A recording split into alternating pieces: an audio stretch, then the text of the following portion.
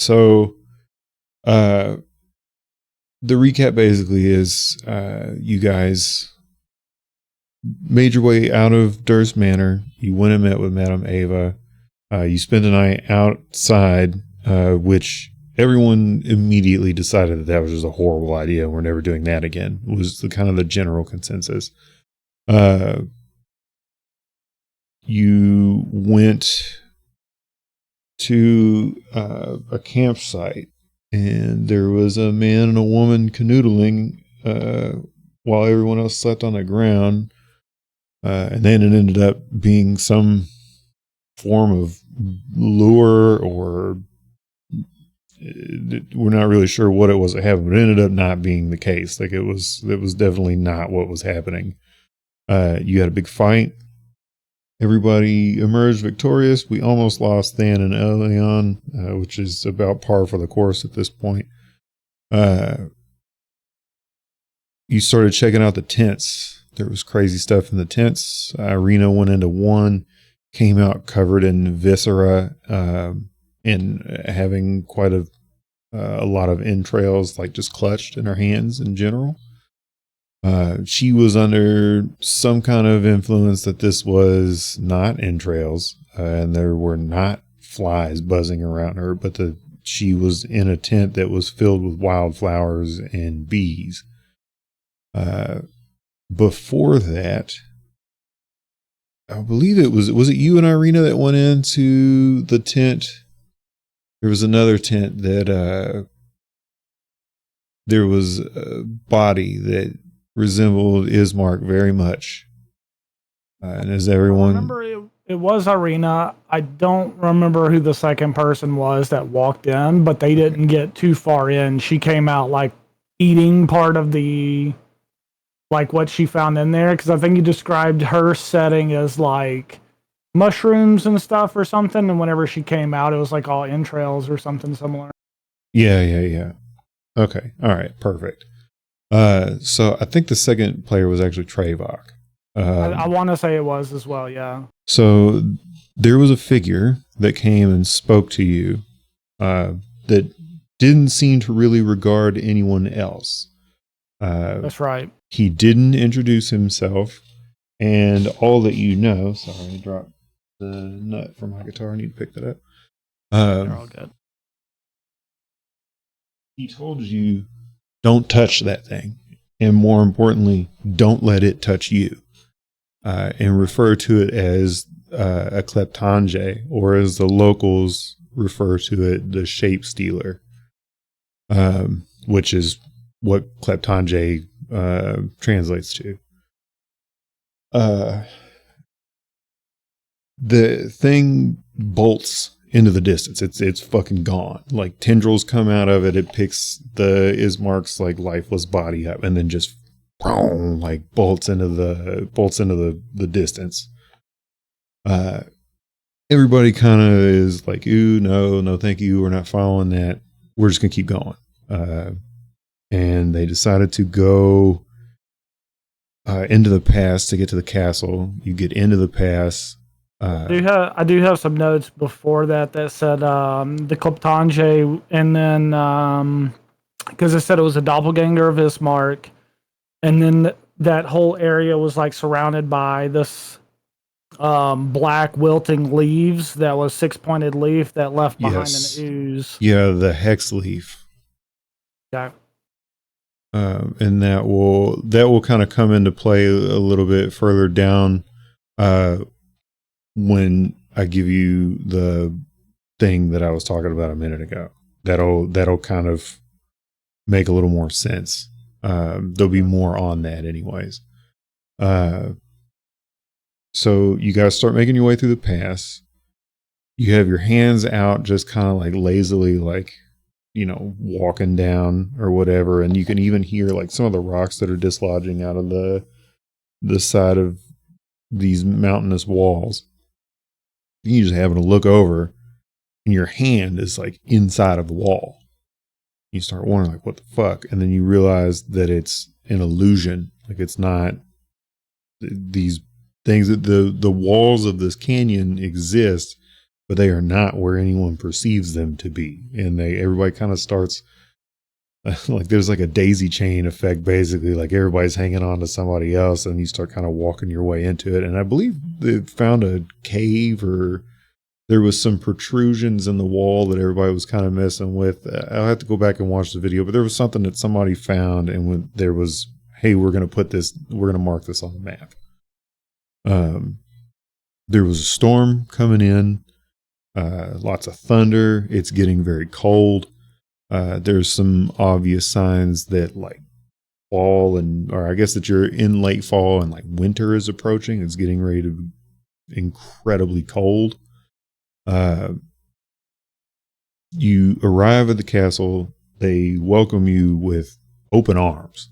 The Count, Anastasia, and Ludmila aren't at the castle. They're off running errands in Valakithra. They have just been made aware of your arrival, or that you are coming, and they're on their way back.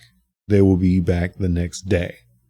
That night, Rahadin has given you like a tour of some of the castle. He's shown you where you're going to stay. He's offered you a place to clean yourself. He's offered you pajamas. There's, fresh linens and beds and all that. This session for you takes place that night after everyone else is asleep. Everyone else's little mini sessions kind of take place at different times. Yours, by time frame, would be the first to take place. So, are you ready to begin? Yeah, let's do it. Okay. Let me find. It keeps resetting my notes for some reason. Give me a second. Let me find you, because I have literally everyone's on one sticky notes thing. Okay. You awake to hear the door open. Your resting eyes crack open slightly. Give me a deception check with advantage. Deception? Mm-hmm.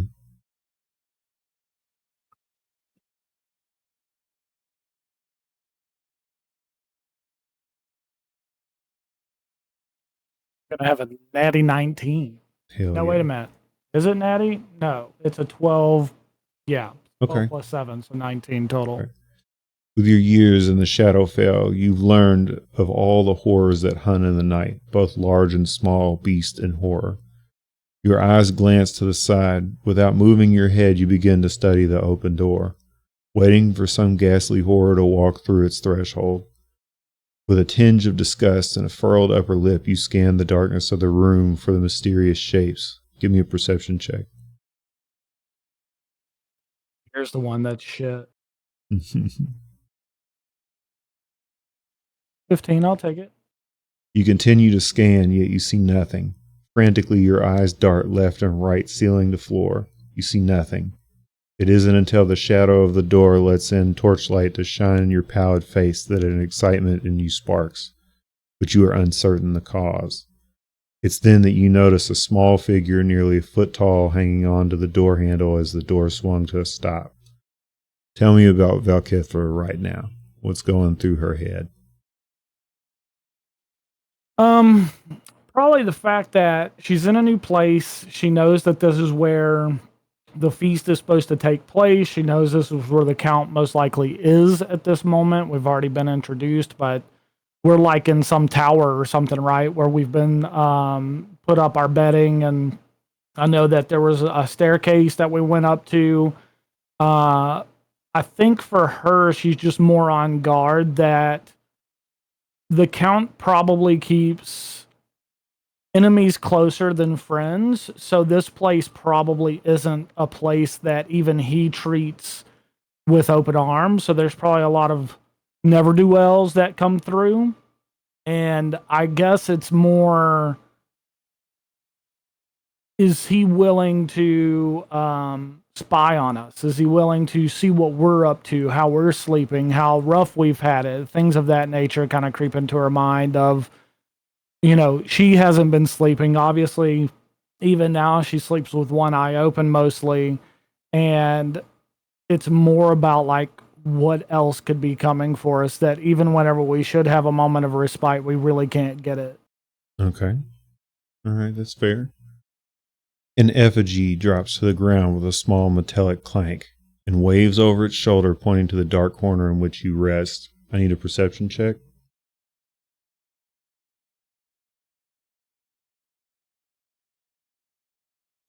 13. The small silhouette bears the shape of a small jester, bearing a belled mantle around its neck. Bells of which your eyes catch quickly. They see to be bent outward, removing the ball bearings. Small clinks pang off the stone as it slowly hops upward and forward, bouncing as if it were held up by strings. Slowly it claps in your direction, trudging past your sleeping compatriots to your bedside. The strange construct looks at you a moment and lets out a small cackle of a toy's laughter. What does she do? You said something about toys?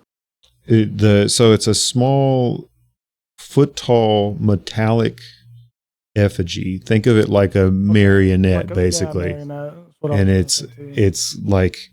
it's kind of like, walking over to you, and it gives out like you hear it all the time in like the horror movies, like that laugh. Oh, sure. I'm getting a very big vibe of Puppet Master right now. Basically, sure. But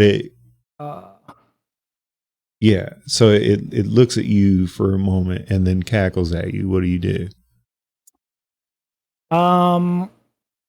I guess from this point, like, have I made it known that I'm awake, or does it seem to just know that I'm paying attention? So as the door swung open, you would have just like jigs up. You know what I mean? Like you're not not side eyeing anymore. Sure. I think at this point I'd probably just shit. I mean, Valkithra's seen some shit, right? And I think from the standpoint of like,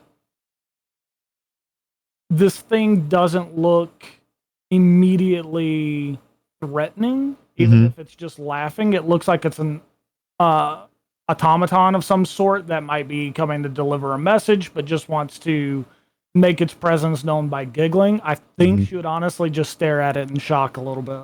Okay, so you're just gonna look it over, kind of like, oh yeah, what the fuck? All right, like check it for any type of instruments it might be carrying, a note it might be carrying.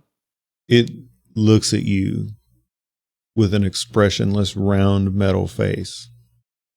You lean forward to look at it, just ever so slightly, and as you do so, a shadow is cast over you. You look up to see another silhouette standing in the doorway. It looks to be a thinner figure, but standing nearly 6 feet tall. Its presence is brooding, and its stance is that of a well-trained warrior. It motions you to follow. Do you follow, or do you stay in bed? No, I'll follow. Okay. You're letting curiosity sweep over her, like she's always curiosity kills the Valkithra.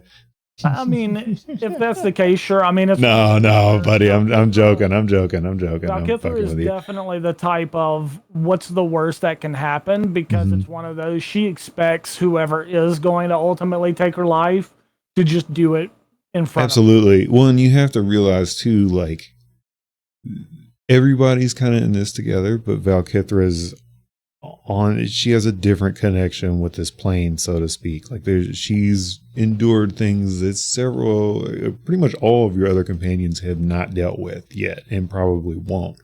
And a lot of that has to do with her connection to the Shadowfell, 1, and then 2, for whatever reason, she seems to have some gift to be able to speak, or at least acknowledge when the dead are around.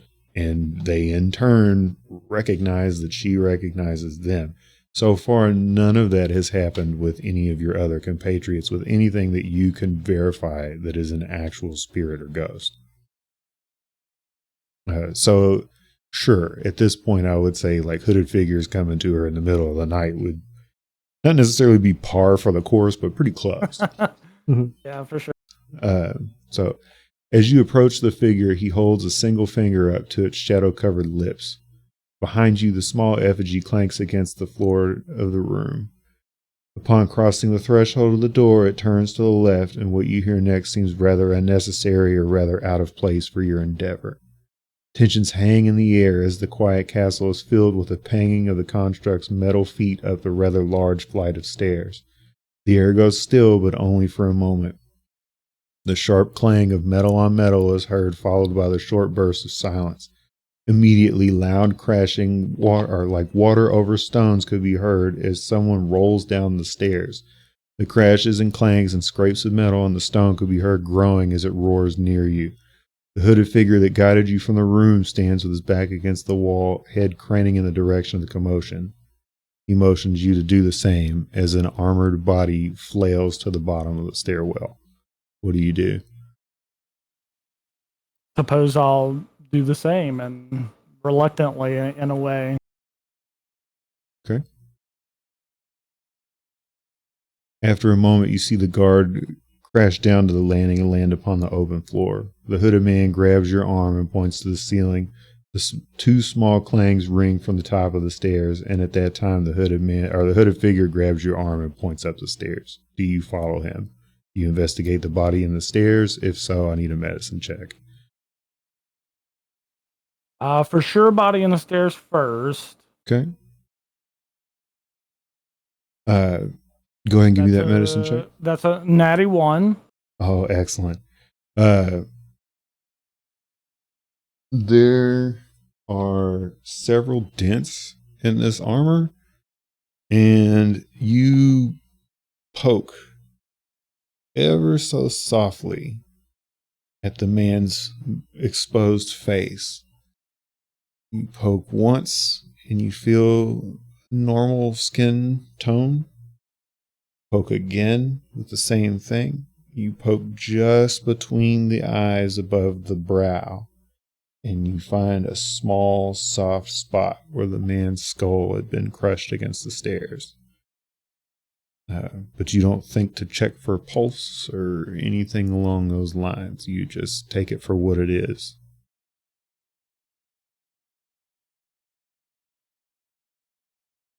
I'm assuming that, is there anything else you want to do, or do you want to head up?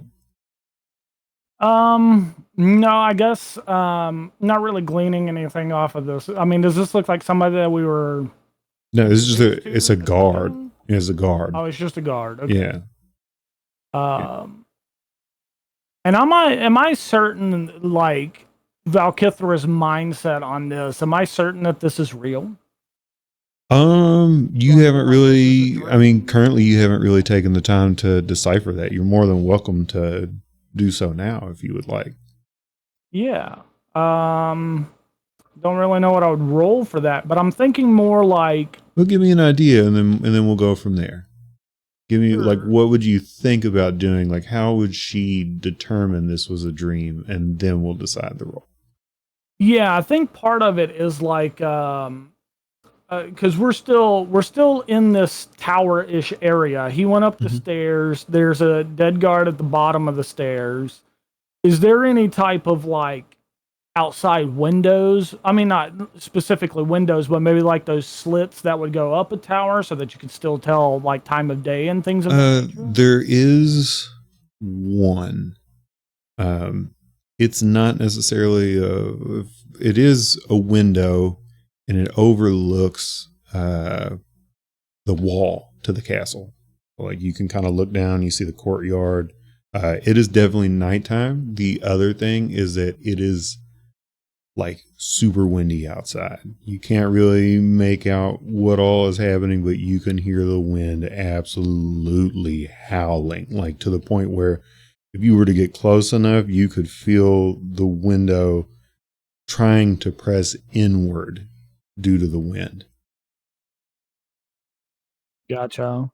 Now, how far down can I see, though? Can I see, like, maybe the front of the castle, if there's any lights, any guards? How far down is your dark vision?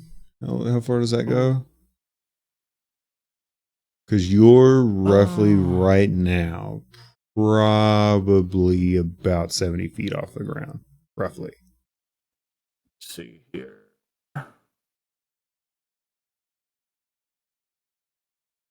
And I'm spitballing that it might be higher or lower, but 70 it feels right. You're on the second floor of 3 of the largest castle in the entire realm.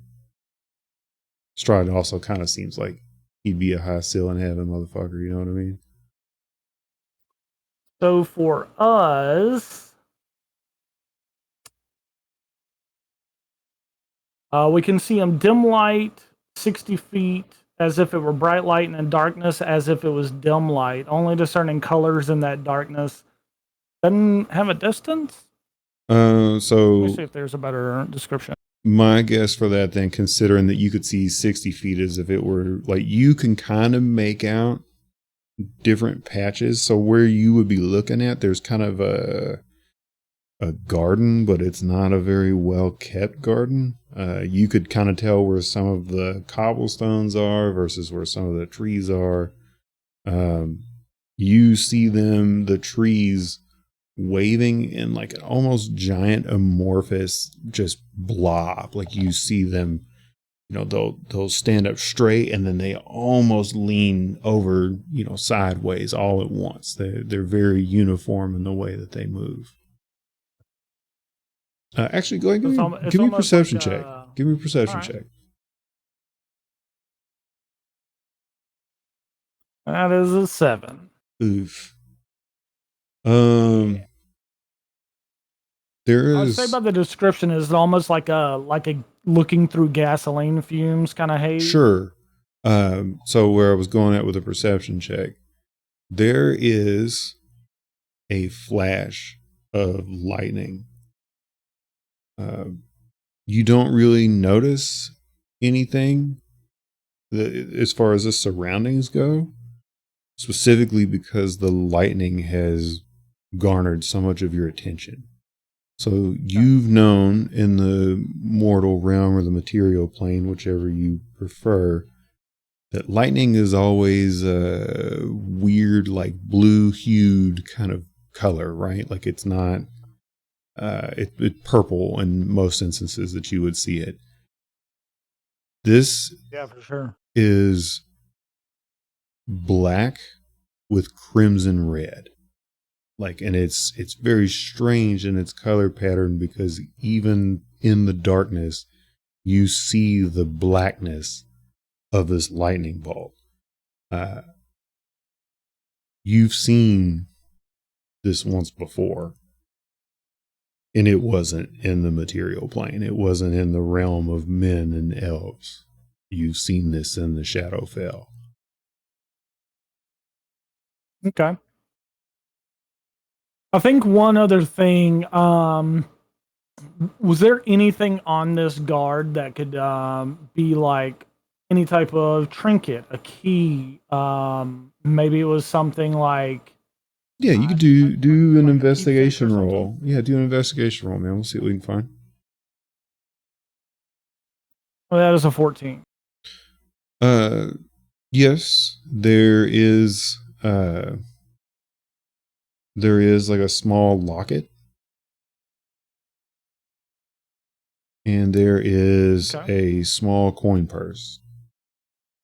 And the coin purse is very well adorned with the castle. You could tell that this might have been more for like petty cash, so to speak. Like, so this guard in particular may have been in charge, or you could deduce by the fact that he has a coin pouch that is emblazoned with the mark of the count, that he might be the one that would receive like food and produce vendors or wine or something. He has some kind of money handling capability, at least. It's something that you would immediately think like, why would a guard have gold? Other than dealing with personal business for the count. Okay. So you would deduce in some factor that this might have been someone semi-important. I want to take the locket. Mm-hmm. And I want to take the gold out of the bag, but I don't want to keep the bag. Okay. So there's about 10 coins in there. So you've gained 10 gold. Make sure you mark that down because I might not remember. All right. really rather sizable. I mean, for as far as the lot of you are concerned, that's a pretty decent amount of coin that you just managed to pilfer. So definitely make sure you write that down.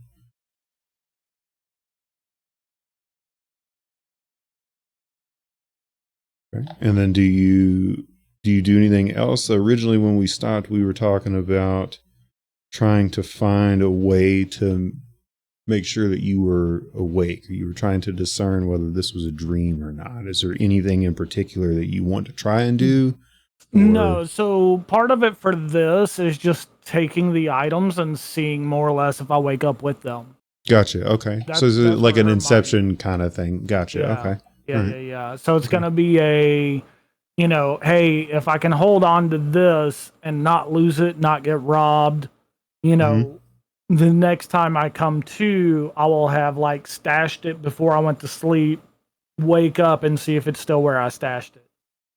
Okay. But it's not going to be kept on her, obviously. The gold will, because, that's just going to obviously whatever gold she has. Yeah. But that locket, she's probably going to like try to find like a loose brick or something and dig around it and see if she can't bed that before everybody starts waking up and stuff. Okay. Okay. So do you gather the things and then make your way up the stairs? I'm assuming. Yeah, that's what we're gonna do. You you manage to see some disturbances going up the stairs. There's random things kind of strewn about.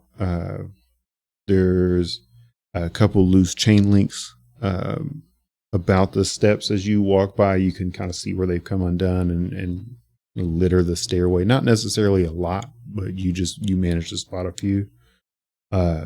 You can also see where some of the dye had rubbed off on the wall as the guard was falling down from some of the dye from his tabard, as well as like various little spurts of blood where this man had essentially bludgeoned himself on these steps.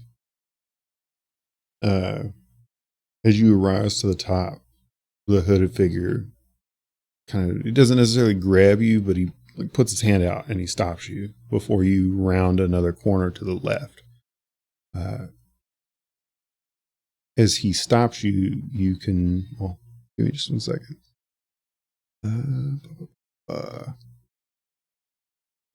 The figure begins to make strange hand movements. It has been some time since you've been with another who used the cant. His motions are quick and decisive at first, yet he continues forward. His signing becomes more of a pantomime, as if he doesn't quite know how to explain himself. At first, you recognize he states, "Friend, the number 4, escapes, ropes." He then gives you another sign for grandfather clocks. I need a perception check. All right, give me just one. Mm-hmm.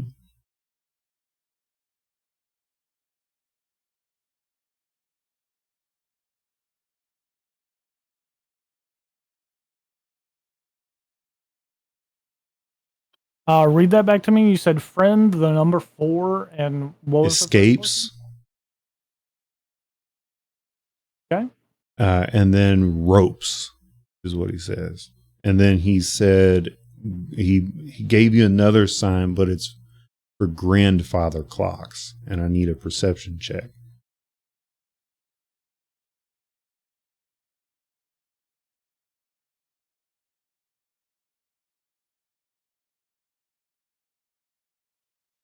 That is a 21. Excellent. You find his misnomer strange, out of place of sorts, considering all that he's shown you this far. Do you sign back to him, or do you let him continue? I'll sign back that I understand pieces. Okay. The head rises and falls with a small sigh. Figure was hardly shared more than a word, and yet the body language says all you need to know. His slouching shoulders reek of desperation and hopelessness, yet his hands work deftly with a demeanor of determination. He signs in return, map, escape, death, and then simply points to you. What do you do in return?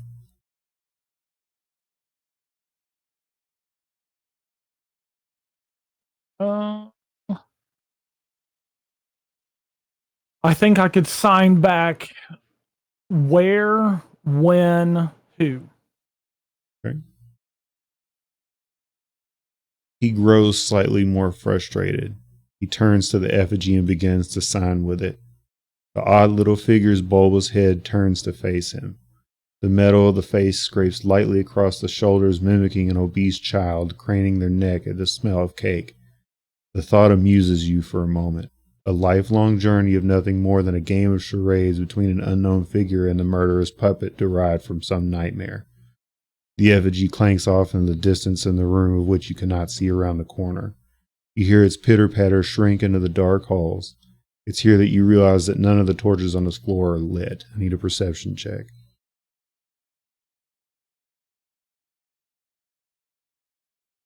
That is an 18. Okay.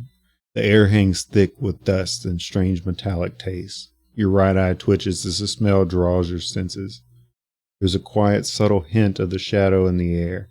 It is then that you remember there are several worlds, and the shadows connect them all. There's a small clink in the distance, followed by a cacophony of thuds that shrink with each passing knock. It is a short while again that you hear the clanks approach. Shadow figure motions to you and follow and walks in the vast open room that goes further than you can see. Above, the ceiling starts firm and structural before fading away into a floating primordial depth. In the distance, the cracked red lightning stretches through the air. This has become all too familiar reality for you. After years of droning through the shadow plane, you find yourself returning yet again. The hooded figure turns and sighs before speaking to you. They will wish to speak to you. They will ask you for a sacrifice. What do you have to give?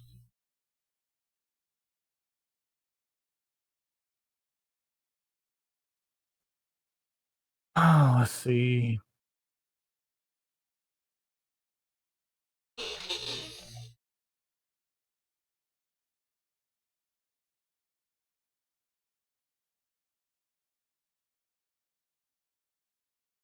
Also, feel free to stop and ask him again now that he's speaking what the fuck you just said to him, because I kind of glossed past that. What was that? Sorry. No, I just kind of looking through my equipment here. Oh, yeah, you're good. I'll ask him what normally would be a worthy sacrifice. Something of my person, something I hold dear. He just shakes his head and points at you and says, you would be a normal sacrifice. So a person itself? A slave of sorts. Or perhaps some relic of which most do not have.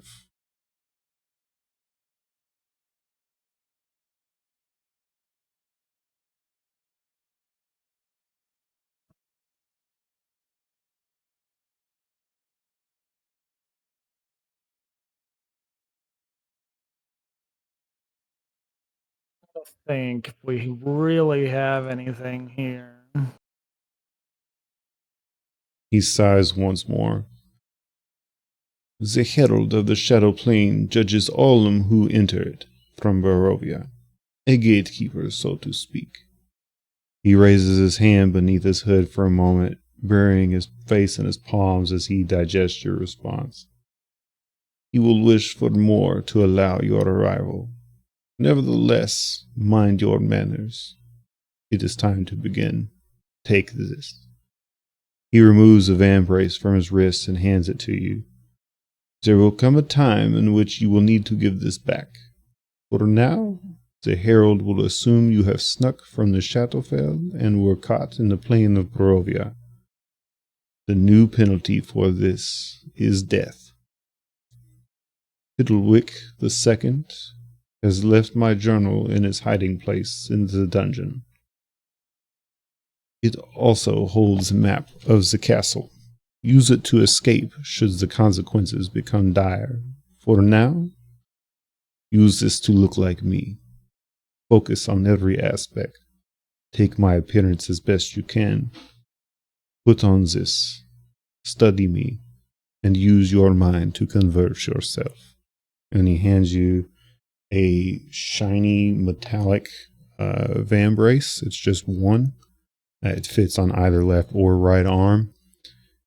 It has a hinge on one side, one single hinge, and it clasps rather janky, for lack of a better description. Like, it doesn't necessarily sit too evenly, nor does it really feel like it was designed with anyone in mind. And it's almost like a 6-inch long, like, prison shackle, but it has several adornments on it as if it were meant to be jewelry.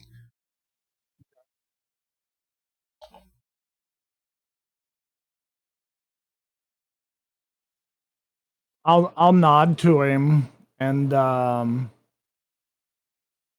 he didn't reveal underneath the hood, though, right? So Not yet, no. No. Do you have any inclination of who it might be, or is it just a mysterious figure? I mean, I'm kind of wondering if this is something that maybe a certain madam may have said that I would run into. And I think I will, just in case, I'll pull out a card and I'll say, does this mean anything to you? And what card is it specifically that you're pulling out? It is a Twin Soul Tarot card. He doesn't respond. He just shakes his head no. I'll slide it back. Okay. I'll say, as for your appearance, do I need to see your face, or will I have a hood as well? Makes the hood. And with this, I need 3 separate perception checks.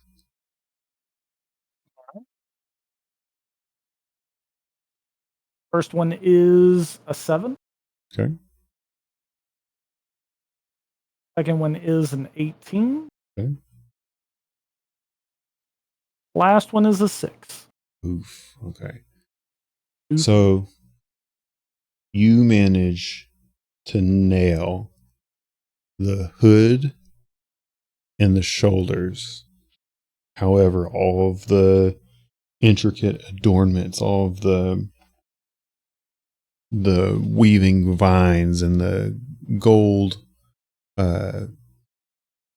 highlights that are sewn in down the chest of this dark figure's clothing, you can't quite mimic. At a quick glance, you may appear one and the same. However, anything longer than that, and you would immediately be discerned as rather an imposter to anyone that would wear a garb similar to this one.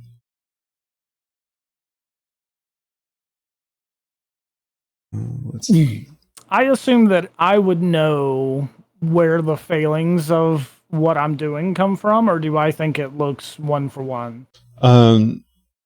It's not necessarily that you know where they're coming from, but you do recognize that, like, there are things that obviously do not match. Considering this is your first time doing something along the lines of this, like, it absolutely makes sense to you that it wouldn't be perfect. However, this was as close as you could get. I'll let him know my concerns, effectively saying, your clothes are very intricate and there are some things I just cannot do. We shall stay to the dark as best we can. From there, may luck be on our side. And with that, the dark-skinned man leans towards you, or leads you towards the primordial explosion of rubble jutting from the side of the castle.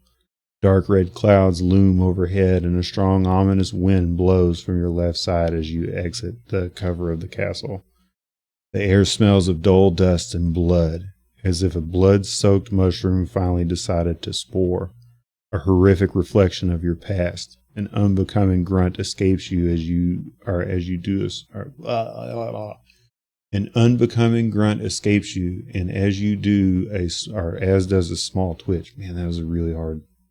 Ugh. Something within you unsettled, yet this path is all too familiar for any uncertainty. Some 200 feet from the side of the castle wall extends a barren wasteland of bare rock and large thorn growths sprawling through crevices. Standing open is a man wrapped in thorn and bones. He awaits you as you approach. Is there anything else that you want to speak to the hooded figure about before you reach this figure? Yeah, I think on our way toward him, I would probably inquire. You said he is the herald and he sees those who come to and fro. Yes, or we, rather. Is the herald of shadow, the gatekeeper, so to speak. Would she know about this person having been from the Shadowfell? So no, this would actually be rather new. So you've lived within the shadow plane for a significant portion of your life. Barovia has never been something that you've noticed.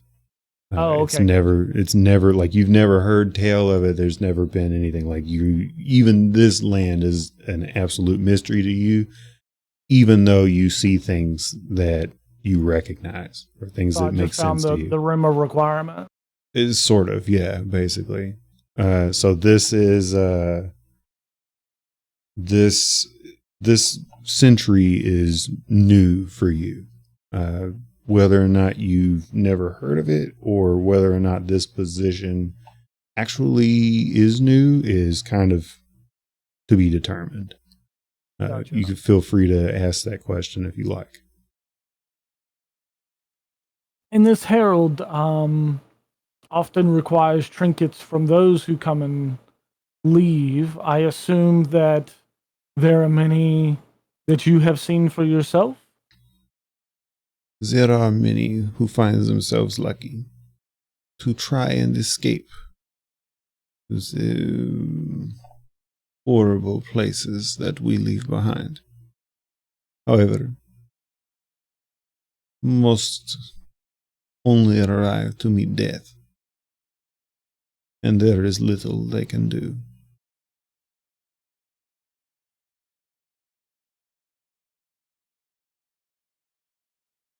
And it is this herald that we try to confuse on me looking like I am you?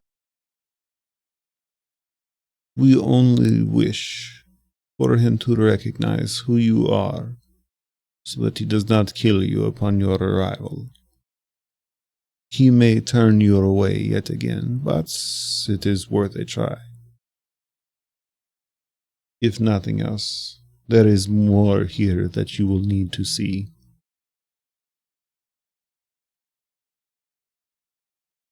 I suppose I will follow your lead and see this herald for myself. Okay.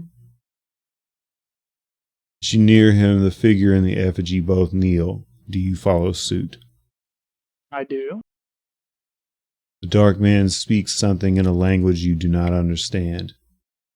The larger man turns to you and speaks. I am Alderly Garnier, the herald of the plain. Of whom do I speak? You speak with Valkithra of the Shadowfell. My son speaks as if you did not escape the Shadowfell to influence the realm of Barovia. Is this true? I did not know of Barovia until I was already a part of its, let's say, mysterious nature. And whose order are you under? I'm under order of None from the Shadowfell. Hmm. He looks over you judgingly. And what penance do you have to pay? What gift do you bring upon your entry into the shadow plane? She will require such gift, material or eternal loyalty, though the latter will come with grave consequences. He then looks at you expectantly. What do you say in return? I was merely caught off guard about entering into this realm, and I can honestly say that I do not have something of this nature of a trinket. So I suppose if it is loyalty, I would test my boundaries with that and see if that is something that is acquiesced. The figure that led you here immediately begins to protest in a language that you don't understand as you get about halfway through that sentence. Would I be able to cast something while I'm in this realm? Mm-hmm. I would like to cast Comprehend Languages. Okay. Are you doing so as they begin to speak? Like, are you going to stop mid sentence and just start casting it? Yeah, I think it would be more like, I think in her mind, it's they're choosing to not speak with her because they think that she can't understand it. Mm-hmm. So it's almost in a defiant manner where it's like, if you're going to say something, say it to my face while I'm right here. Gotcha. So you managed to get the, well, is there a verbal? There is. Okay. Mhm. Um, And I have to say it. okay. So he would stop speaking as you started. Uh, Give me a second. Shit, I don't have any dice on me. Give me 2 seconds. You do it. Uh, Sorry, I should have come prepared. Oh, you're I have a good. dice roller up. Okay. Uh, he stops speaking as soon as he hears you start to cast the spell. Um, he offers you a nod, and he speaks in the same language that he did before. Um, his as he speaks, he turns his head back down to the ground, and he says, "I do not mean to offend you.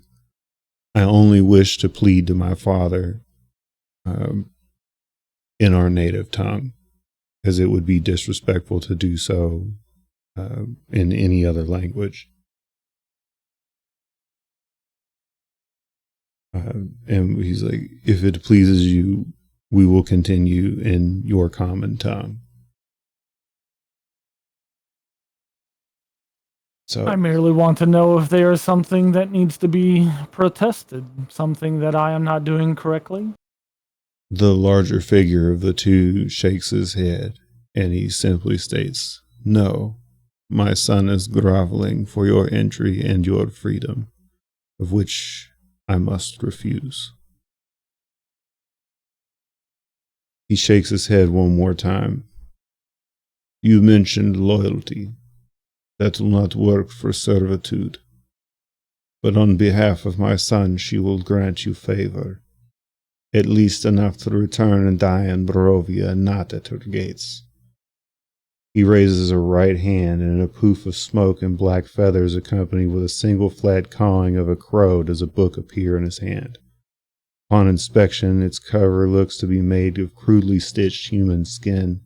A tassel hangs from its spine, adorned with a single raven feather. He then turns to the dark figure you have mimicked. "Come, child.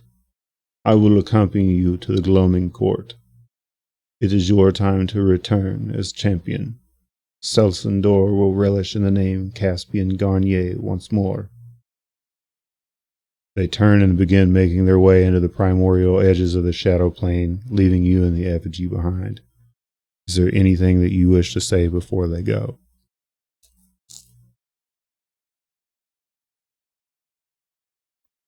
Um, hmm, interesting. and this, so the herald was speaking to the hooded figure that I'm impersonating, right? And so he's saying that he will become the one that is going to be loyal to Salsandor. So Salsandor you'll learn about. That'll be in the journal that I write for you later. Okay. There's a lot. There is a absolute fuckload of information in that one little paragraph I just read. So you have a book that they've given you. He said he's not going to kill you because she has enough respect for you. He's not specific as to who, but I think at this point, like, you could probably guess. You said that the book materialized of black feathers, correct? Yeah. Poof of black smoke and raven feathers. The other thing that he mentions, because you almost got me with this with the card, Madame Ava mentioned the gloaming champion. And he references that here. She says the gloaming champion will show himself as a friendly face in a time of need. And he says here, give me 1 second. Come, child, I will accompany you to the gloaming court. It is time you return as champion. Salsandor will relish the name Caspian Garnier once more.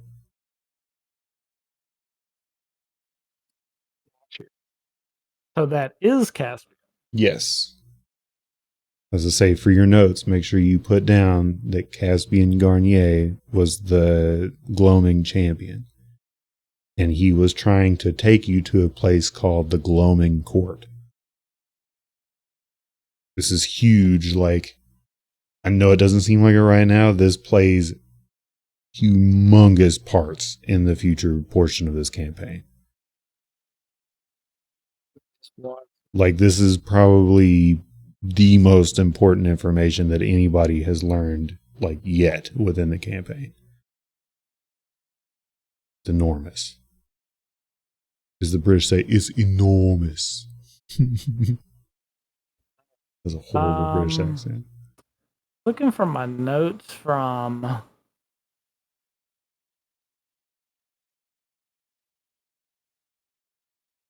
I know I had notes from Madame Ava. Mm-hmm.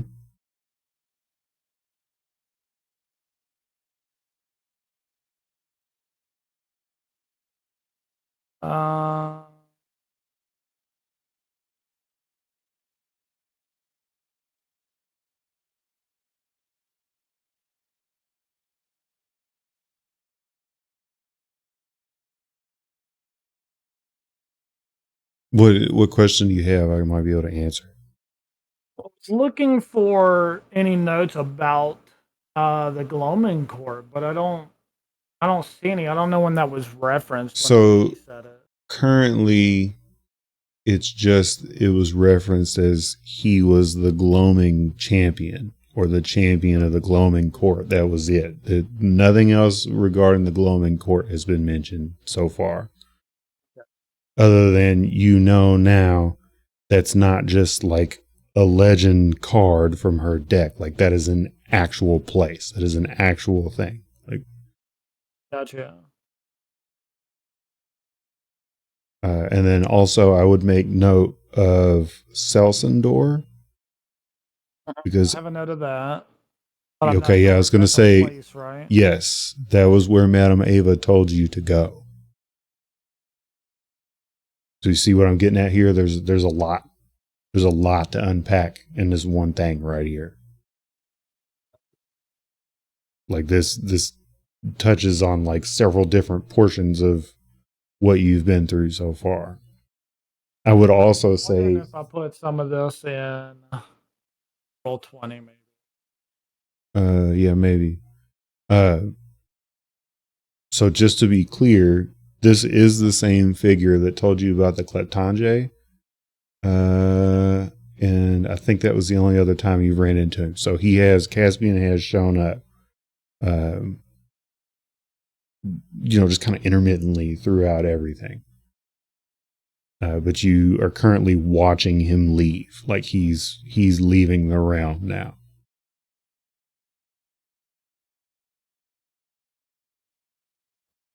I think Valkithra would probably call out to him and just say, Caspian, why do you stop and grovel when you've always been so certain of yourself that you could do what you needed to do? Why does it end here? Why are you going with him?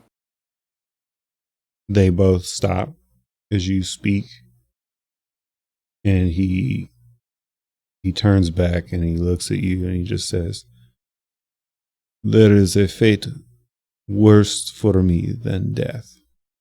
It is my time."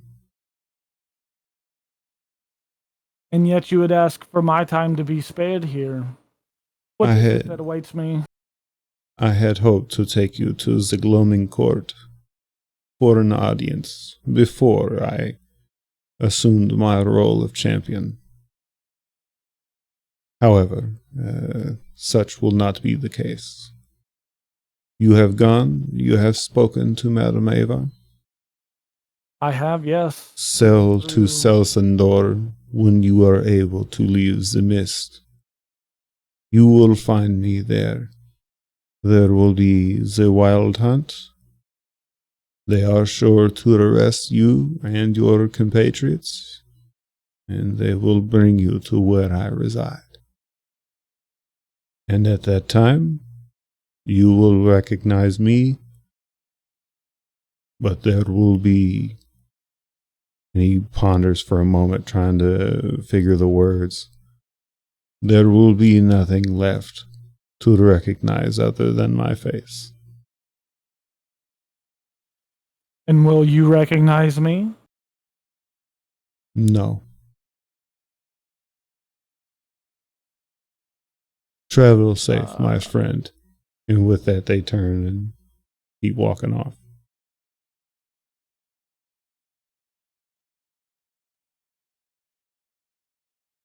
Okay. And what was do the notes that you're gonna give me, does that have like the name of the herald and all that? Yeah. Okay. It's I can say it's Alderic Garnier. Yeah, you just said it really, really quick earlier, but I didn't want to interrupt. Yeah, you're good. Yeah, Alderic, Alderic. It's a French version of a German word for strength.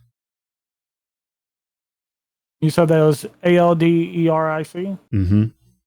And then Garnier, like the hair shit, Garnier. Dude, every time he said it, oh my god.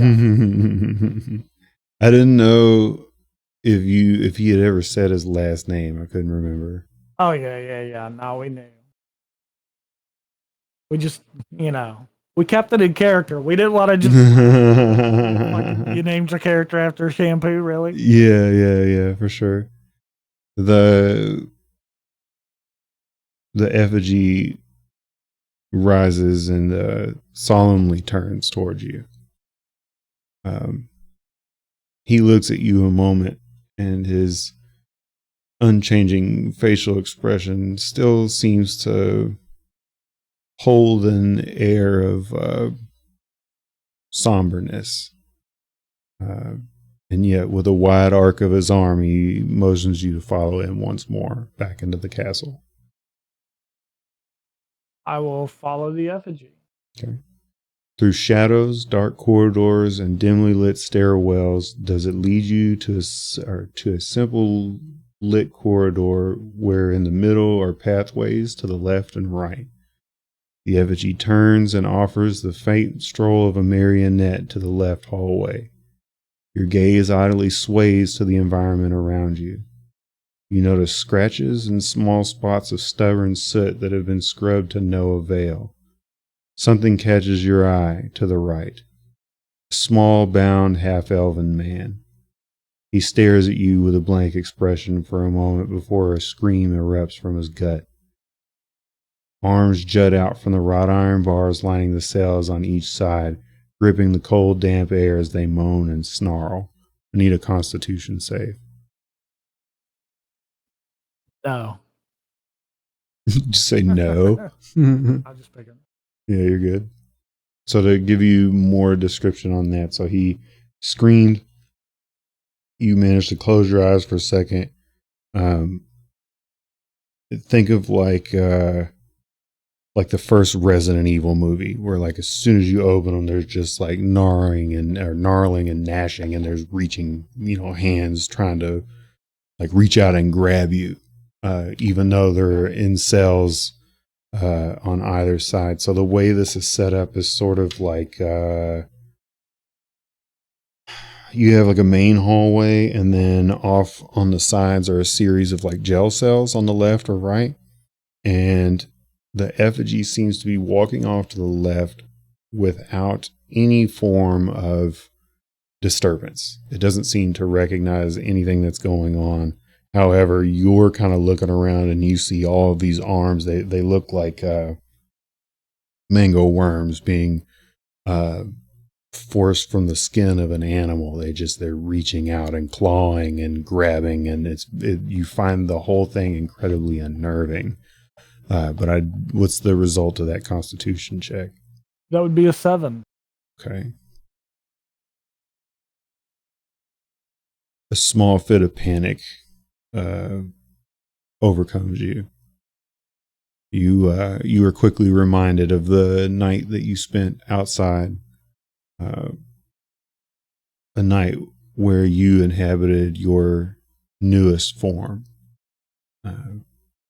with long snout covered in hair, gnashing teeth and razor sharp claws. You stood overwhelmed in a dark forest as a werewolf, as several spirits bombarded you with different pleas and different cries and angry yells. That same overwhelming sensation of just what is the word? Overstimulation just completely overwhelms you. And after a moment, you close your eyes, shake your head. Upon opening them, all goes silent. You turn to see the small effigy looking over you with a glint of peculiarity.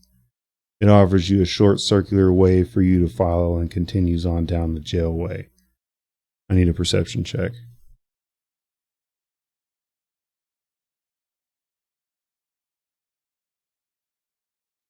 That is a 15. Hell yeah.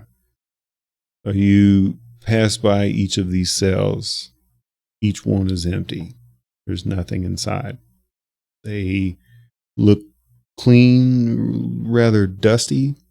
Some of them have pots, some do not. In the corner of the cell that the effigy is in is a set of chainmail bearing a tabard emblazoned with the crest of the Count. You kneel down and examine it closely. There are torn links scattered lightly across the rough stone floor of the cell. You notice 2 puncture marks next to each other through the gut of the armor piece. As you investigate the scene, eerie chills run down your spine. The very same chill from watching Ismark's lifeless corpse being lifted from the ground by strange tendrils before darting into the distance. Your mind whirls. Tell me how Valkithra maintains her composure.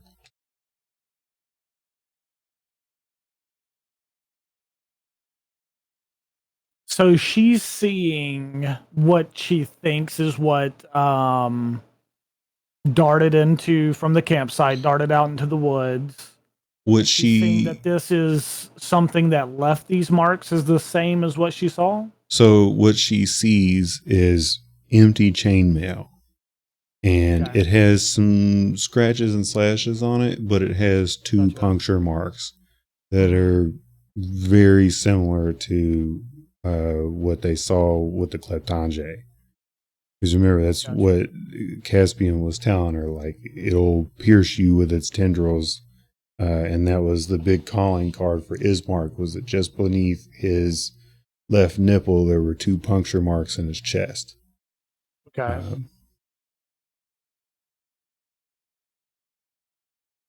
But yeah, man, tell me of all the things that she's seeing here all of a sudden. So she's seen, actually, give me Give me a... Now you'd remember.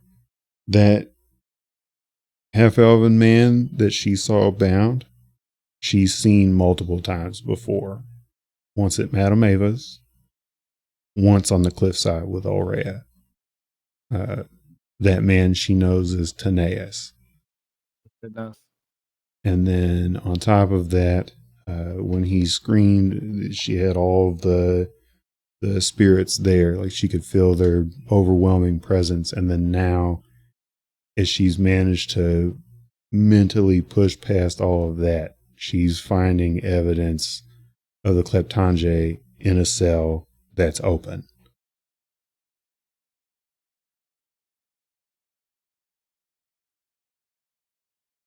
So what would be something she would do to back herself off of the proverbial ledge, so to speak?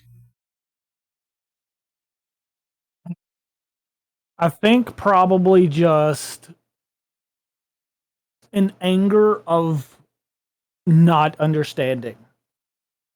Like there's an anger of keep it together, find out what's going on, use like, she's highly intelligent. I've actually made her more intelligent than she probably needed to be as far as the roleplay goes, because obviously you don't get a lot of like 3.5 stuff from intelligence. But I think it's one of those that it's the frustration of things not making sense to her. Like, who was Taneas? Why did Aurea choose him? Why did we fight on the cliffside? Why does he continue to kind of show himself in varying degrees? And then we see this Kleptange that has mimicked one of our party members. So they obviously got close to him at some point. Like, how did she allow that to happen under her watch and others, obviously? It kind of makes her question, like, why nobody else has caught on to this, why she feels like she's the only one that's seeing these things. And obviously that ties into the ghost that she's been able to communicate with that nobody else can see. For that, she feels like it's more part of the Raven Queen's blessing, part of this pact that she's made, where sure, there are certain things that they won't be able to do that she can, but at the same time, it's one of those, like, some of these things are obvious and she's the only one that's being broadcast to. And I think that frustrates her to a point where the only way to not unravel is it's almost like becoming a workaholic, forcing yourself into your work after a tragedy, where you're just like, no, the only way I'm going to keep this together and not spill out of control is to just try harder and, just focus all my time and energy on figuring out what the hell is going on. Okay.